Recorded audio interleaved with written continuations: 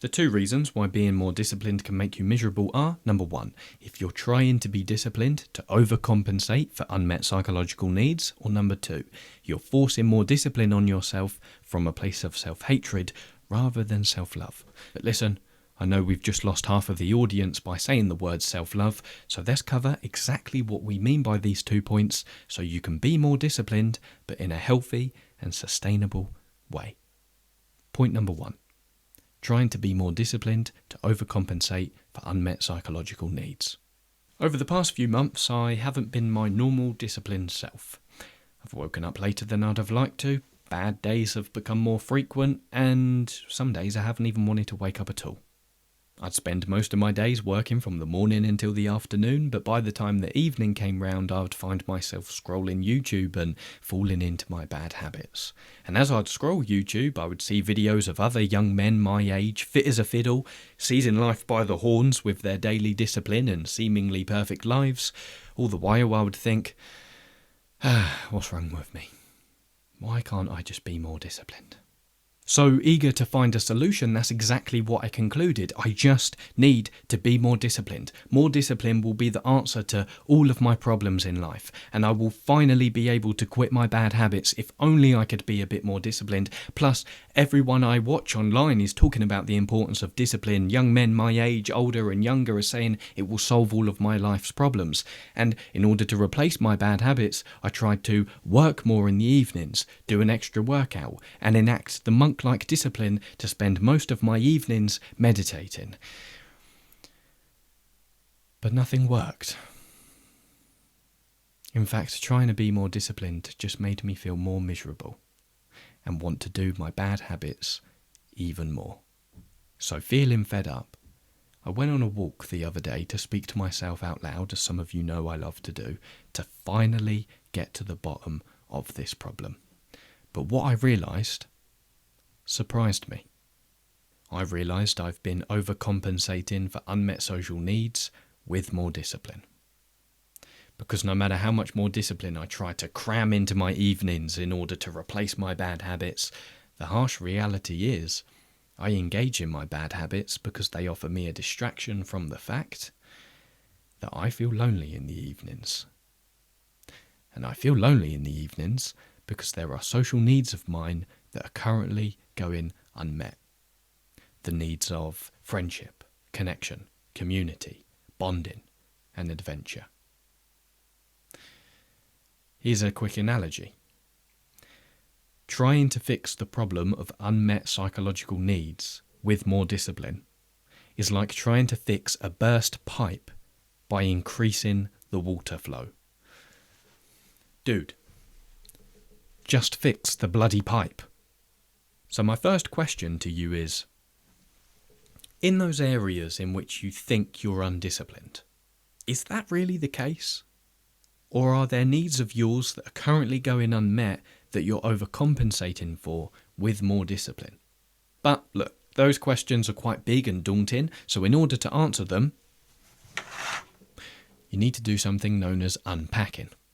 Take the bad habits you feel are currently holding you back in life, it could be 1, 2, 7 or 17, it doesn't matter, and interrogate them with curiosity by asking, what is it about this habit that keeps me coming back? What does it offer me? What need of mine is this habit meeting?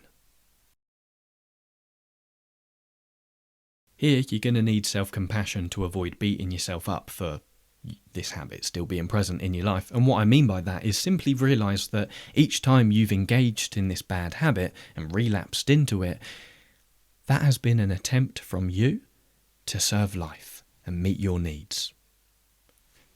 Good or bad, productive or unproductive, leave that for another debate. Each time you have engaged in this bad habit, you have been trying to self-soothe and help yourself in some way, which is great news because it means you're already on your own side. Think about something like self-sabotage, which we hear all the time. There's no such thing as self-sabotage. Self-sabotage is self-soothing and self-caring, albeit in a very unhelpful way, but you're already on your own side.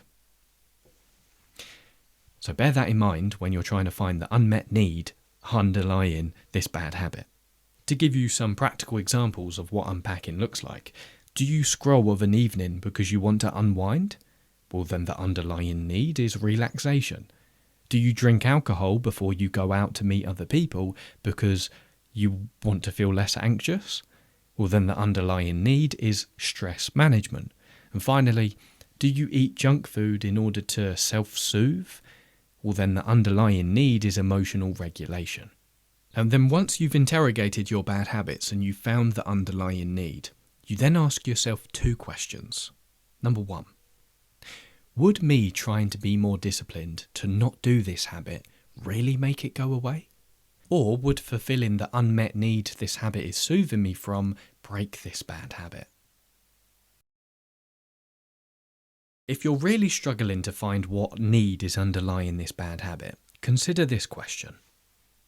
If you stopped this habit right now, but didn't replace it with anything, what problems might arise in your life? For example, let's say one of your bad habits is you spend your evenings scrolling your life away into oblivion. No judgment here, because we're all guilty of this. But let's imagine you stop scrolling completely, however you didn't replace the habit of scrolling for another habit. And instead, you just allowed yourself to feel bored out of your mind in replace of scrolling of an evening. But you didn't try to escape the boredom. Instead, you leant into it and you allowed your mind to go wherever it wanted to and whatever emotions to arise within you that wanted to come up and say hello. What might that boredom motivate you to do? You might want to go outside, do some exercise, reach out to a friend or someone that you know and call them, or you might feel motivated to meet new people and go to a new event so you didn't feel so bored in the evenings. Or take up a new hobby like cooking or learning an instrument or a language. So some of your needs could be the needs for adventure, social connection, novelty, challenge, and meaning. As the online writer Danko says, the answers you're looking for are in the silence you're avoiding. In other words, the solution to your bad habits is found in the boredom you experience in their absence. But look, I really want to make sure you're fully equipped with the understanding of all of the most common psychological needs we have as humans, so come over to the whiteboard and let me write them down so you can take a screenshot of them. Come on.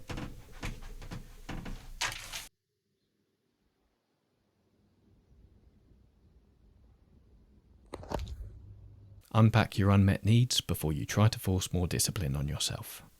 And lastly, consider all of those times in your life when you weren't doing these bad habits, what was different? And you'll realise what was different is your needs were being met. Fix the pipe. Finally, the second reason why more discipline can make you miserable is if you're forcing discipline on yourself from a place of self-hatred instead of self-love.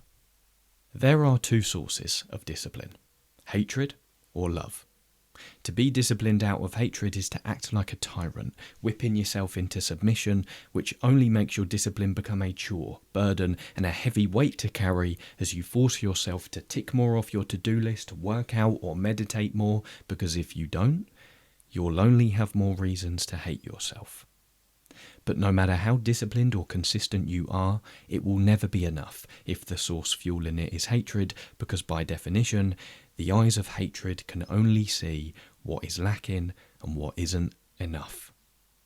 Look, no one sets out with the intention to hate themselves, and I'm not assuming that you currently hate yourself. I just want to make sure the source fueling your discipline is healthy and sustainable. But back to the point, when we use the very extreme phrase of self-hatred, what we're talking about is developing a negative relationship with yourself that differs from how you would build a relationship with a best friend, for example. But in my experience, as you'll hear about in a minute's time, there are 6 things that cause this negative self-relationship. The first thing is desperation, feeling I have to do this or else. Number 2 is scarcity thinking, focusing on what you lack. 3, feeling constricted by your efforts and choices rather than liberated and expanded. 4.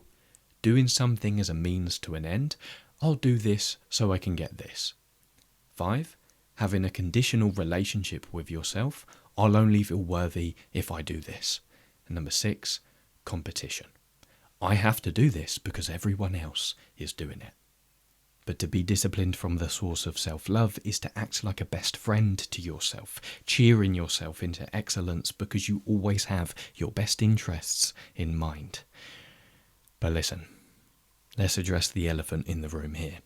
I know you might be cringing at me using the phrase self-love, and you might be expecting me to dance around the room whilst I got my crystals out, giving you a lecture on how to open your heart to the universe to let your inner light shine. And you've heard this message of self-love on the internet one too many times for your liking. But I'm here to tell you I've been disciplined from both sources.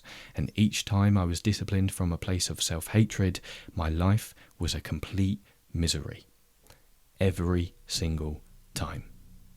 When I was 21, for example, I was the most disciplined I've ever been, but the most miserable. My sleep was great. I never skipped a workout. I meditated and journaled each day. Some days I would learn Spanish for 2 hours at a time, and I never ate junk food. But deep down, I was forcing more discipline on myself because I didn't like who I was. Each act of my discipline was motivated by guilt and shame. I felt guilty for not squeezing more self-improvement out of myself in every second I had awake, and I felt shameful for not being as fit or productive as my unrealistic standards argued I should be.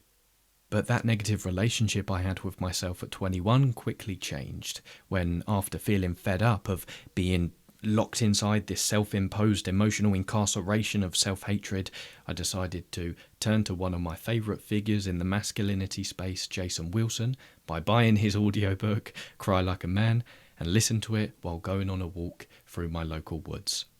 And in a short section of the book, Wilson, after reflecting on his life, speaks with regret about how he noticed he was raising his children like a Marine sergeant until he realised discipline without love is useless.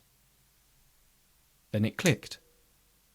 Discipline in yourself is no different from how a parent ought to discipline a child, through guidance and care, not through force and hatred. A parent loves their child for who they are, but also for who they could be. So I started to cultivate this relationship with myself, and everything changed. I finally realised I could cultivate this relationship of self-celebration and love and move away from this source of hatred. So I took my headphones out and I continued the walk, walking further and further through the woods as I started to speak out loud to myself for the first time about all of the things that I was proud of that I had achieved and that I appreciated about myself. But then a really weird thing happened. I didn't become complacent. I didn't slack off. I didn't want to come home and just revel in my narcissism and pride and not want to do anything else. Instead, I felt more motivated to be disciplined because I now cared for myself. With the source of love, self-celebration and care fueling everything you do, your discipline doesn't become a chore and a heavy lift and a burden unto yourself, but it becomes a gift you give to yourself in every single moment of your life. Because the act of discipline is self-fulfilling. That is, to fulfill the self. By being disciplined, you fill yourself up with more of the source that is fueling it. If the source fueling it is self-hatred, your discipline will result in more self-hatred. If the source fueling it is self-love, your discipline will result in more self-love. Before I leave you with the 3 practical things you can do straight away to cultivate this better relationship with yourself, and just like we did with the 6 sources of self-hatred, in my experience, I found that there are 5 sources of self-love. Number 1, a feeling of abundance. Number 2, feeling expanded by your efforts and choices rather than constricted. Number 3, doing something because you want to rather than you have to. Number 4, having an unconditional view towards yourself. Doing this won't change my view towards myself. Doing it is just a bonus. Number 5, non-competition with others. Even if everyone else wasn't doing what you're doing, you'd still do it. As St. Augustine said, right is right even if no one is doing it. Wrong is wrong even if everyone is doing it. But look, I understand the phrase self-love might be rubbing you the wrong way, and hearing the instructions of just love yourself more is about as useful as a spoon with no handle. So if the phrase self-love isn't working for you, just change it for self-relationship. Because what we're talking about with fueling your discipline from the source of self-love is building a relationship with yourself in the exact same way you would build a relationship with anyone else in your life, in the sense that you would treat them with respect, dignity, care, and you would want the best for them. But now let's finalise with the 3 practical ways you can cultivate this better relationship with yourself. It involves a fly-on-the-wall perspective, understanding one principle which you then turn into a question, and then changing your identity. Point number 1. The fly-on-the-wall perspective. Here's something for you to consider. As we covered in point number 1, you likely want to be more disciplined to stop some of your bad habits. So take a moment to reflect on the last time you did one of these bad habits, but imagine that you're watching yourself do it as if you're a fly on the wall. And consider, while you was doing that bad habit, were you having fun? Was you smiling at all? Now, I'm going to make an arse out of you and I by assuming the answer to those questions was probably no. You weren't having fun, nor was you smiling. I'm basing that on my experience of having done this exercise and realising that when I see myself from a third-person perspective, scroll on my phone in my room alone, or eat junk food, or stay up late, there's no sign of a smile on my face, nor am I having fun, because I know I'm making life so much harder for myself. So cultivating a better relationship with yourself involves an awareness of when you relapse into your bad habits, and a warm-hearted conversation with yourself where you say something like, hey man, I noticed that even when you're doing your bad habits, you're not having fun and you're not smiling, which is good news for us because that means we don't need them anymore. It's discipline that's going to make you happy. Here's a small task we can do right now that will steer you in an upward trajectory. That's the voice of self-love.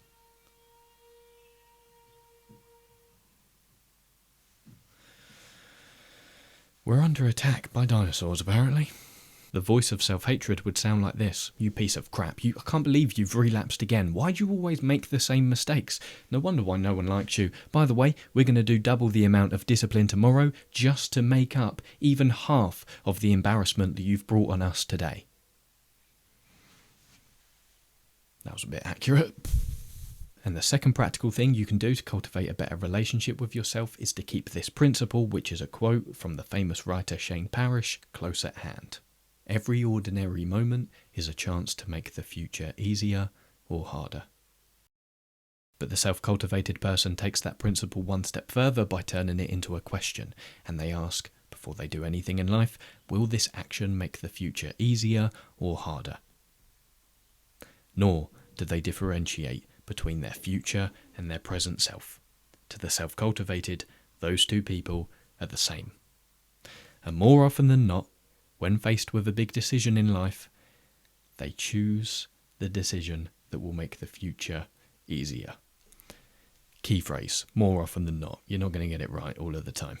Lastly, as you know, I'm not going to leave you with the unhelpful advice of just love yourself more. So to be as practical as possible, treat cultivating this beneficial relationship with yourself as if you are building a new identity. You are becoming the type of person who takes care of themselves now and later.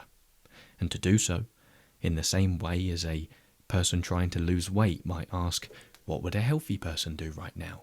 You can question, in each moment of your life, what would be the ultimate act of self-love to myself right now? And you'll realise, with your fly-on-the-wall perspective and your understanding of the easier or harder future principle, the answer to that question will always be discipline. Discipline, from the Latin discipulus, meaning pupil. And the topic of our study is how to become better friends to ourselves. Thank you for your time and attention. My name is Lewis. Stay disciplined, playful, and dangerous. Adios, muchachos y muchachas.